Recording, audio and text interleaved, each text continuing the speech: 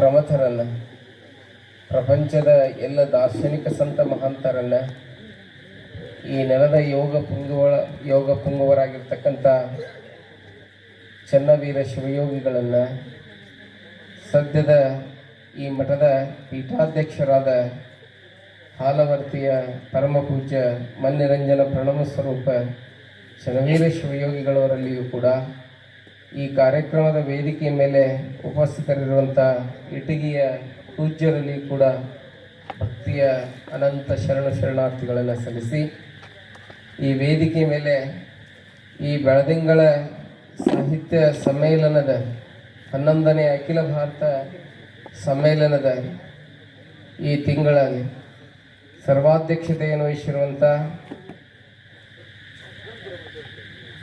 ಭುವನೇಶ್ವರಿ ಹೆಗಡೆ ತಾಯಿಯವರಲ್ಲಿಯೂ, ಈ ವೇದಿಕೆ ಮೇಲೆ ಇಲ್ಲಿವರೆಗೆ ಕವನ ವಾಚನವನ್ನು ಮಾಡಿದಂಥ ಇನ್ನೂ ಮಾಡಲಿರುವಂಥ ಕವಿಗಳಲ್ಲಿಯೂ, ಕೇಳಿದಂಥ ಕಿವಿಗಳಲ್ಲಿಯೂ ಕೂಡ ಅನಂತ ಶರಣಾರ್ಥಿಗಳು. ಬಹುಶಃ ಬಂದುಗುಟ್ಲೆ ನಾನು ಭಾಳ ದೂರದಿಂದ ಬಂದೆ. ಸುಮಾರು ಒಂದು 500 ಕಿಲೋಮೀಟರ್ ಇರ್ಬೋದು ನಾನು ಬಂದಿದ್ದೀಗ.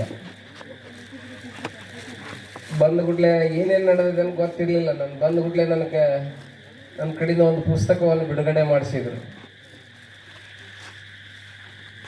ಚೈತ್ರ ಪಾಟೀಲ್ ಅವರ ಕವನ ಸಂಕಲನ, ಅರ್ಚನಾ ಎನ್ ಪಾಟೀಲ್ ಅವರ ಕವನ ಸಂಕಲನ.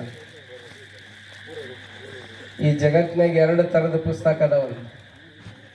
ಬುಕ್ಸ್ ರೂಲ್ಸ್ ದ ವರ್ಲ್ಡ್ ಅಂತ ಹೇಳ್ತಾರೆ. ಪುಸ್ತಕ ಜಗತ್ತನ್ನು ಆಳ್ತದೆ ಎನ್ನುವಂಥ ಮಾತನ್ನು ಹೇಳ್ತಾರೆ.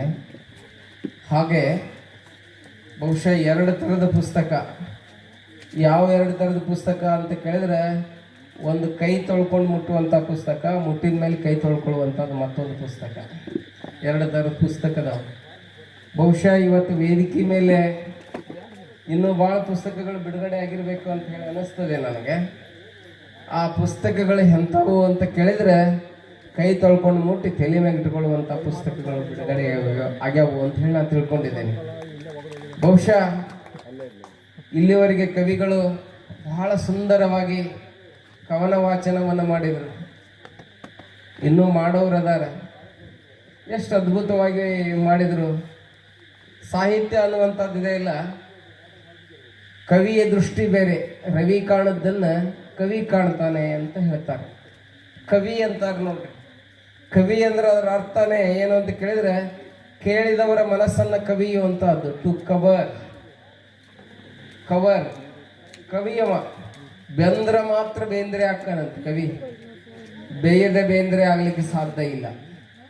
ಬಹುಶಃ ಅವರ ಜೀವನದಲ್ಲಿ ಹೆಂಡತಿ ಹೇಗೆ ಕಾಡಿದ್ದು ಅನ್ನುವಂಥ ಅನುಭವವಾಗಿ ಬಂತು. ಫ್ಲಡ್ ಯಾವ ರೀತಿಯಾಗಿ ಬಂತು ಅನ್ನುವಂಥದ್ದು ಅನುಭವವಾಗಿ ಬಂತು. ಬಹುಶಃ ಬಹಳ ಸುಂದರವಾದಂಥ ಕವನಗಳು ಇಲ್ಲಿವರೆಗೆ ವೇದಿಕೆ ಮೇಲೆ ಮೂಡಿ ಬಂದು, ಪ್ರತಿಯೊಂದು ಅಂಶದಲ್ಲಿ ಸಾಹಿತ್ಯ ಅನ್ನೋದು ಅಡಗಿದೆ. ಅದನ್ನು ನೋಡೋ ದೃಷ್ಟಿ ಬೇಕು. ಬಹುಶಃ ಹಿಂಗೊಬ್ರು ಯಾರೋ ಹೇಳ್ತಾ ಇದ್ರಂತೆ, ಈ ಜಗತ್ತಿನ ಪ್ರತಿಯೊಂದು ವಸ್ತು ಪರಮಾತ್ಮನ ಸ್ತುತಿಯನ್ನು ಮಾಡ್ತಾವು ಅಂತ ಹೇಳಿ ಯಾರೋ ಒಬ್ರು ವೇದಿಕೆ ಮೇಲೆ ಹೇಳ್ತಾ ಇದ್ರು. ಹೇಳೋ ಮುಂದೆ ಸಭಾದಾಗ ಎದ್ದು ನಿಂತು ಕೇಳ್ತಾರ, ಪ್ರತಿಯೊಂದು ವಸ್ತು ಪರಮಾತ್ಮನ ಸ್ತುತಿಯನ್ನು ಮಾಡ್ತಾವು ಅಂತ ಹೇಳ್ತೀರಿ ನೀವು, ಇಡ್ಲಿ ವಡಾ ಸಾಂಬಾರನ್ನು ಪರಮಾತ್ಮನ ಸ್ತುತಿ ಮಾಡ್ತಾವನ್ರಿ ಅಂತ ಕೇಳಿದಂತೆ ಅವನ ಒಬ್ಬ. ಅವನಿಗೆ ಅದು ಕಾಡಾಕತ್ತಿತ್ತು. ಅವ ಕೇಳಿದ, ಇಡ್ಲಿ ವಡಾ ಸಾಂಬಾರ ಎಲ್ಲವೂ ಪರಮಾತ್ಮನ ಸ್ತುತಿ ಮಾಡ್ತಾವನ್ರಿ ಅಂತೇಳಿ ಅವ ಕೇಳಿದ. ಓಹೋ, ಯಾಕೆ ಮಾಡಂಗಿಲ್ಲ ಅಂತಂದ್ರೆ ಅವರು. ಯಾಕೆ ಮಾಡಂಗಿಲ್ಲ, ಹೆಂಗೆ ಮಾಡ್ತಾ ಹೇಳ್ರಿ ಅಂತಂದವ.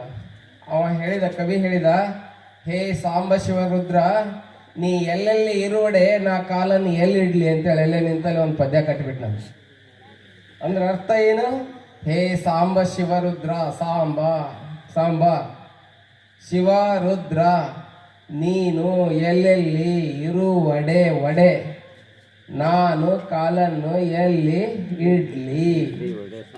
ಮುಂದೆ ಇನ್ನೊಂದು ಸ್ವಲ್ಪ ಹೇಳ್ತಾನವ, ನಿಟಿಲ ನೇತ್ರ ಅಂದ್ರೆ ಚಟ್ನಿ ಒಂದು ಬರ್ಬೇಕಲ್ಲ ಅದ್ರಾಗ, ಅದನ್ನು ಜೋಡಿಸ್ಕೊಂತ ನೋಡ್ರಿ.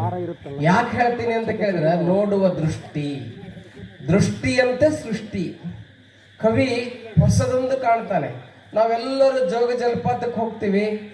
ಅಲ್ಲಿ ಜೋಗ ಜಲಪಾತ ನಮ್ಗೆ ರಾಜೀಯ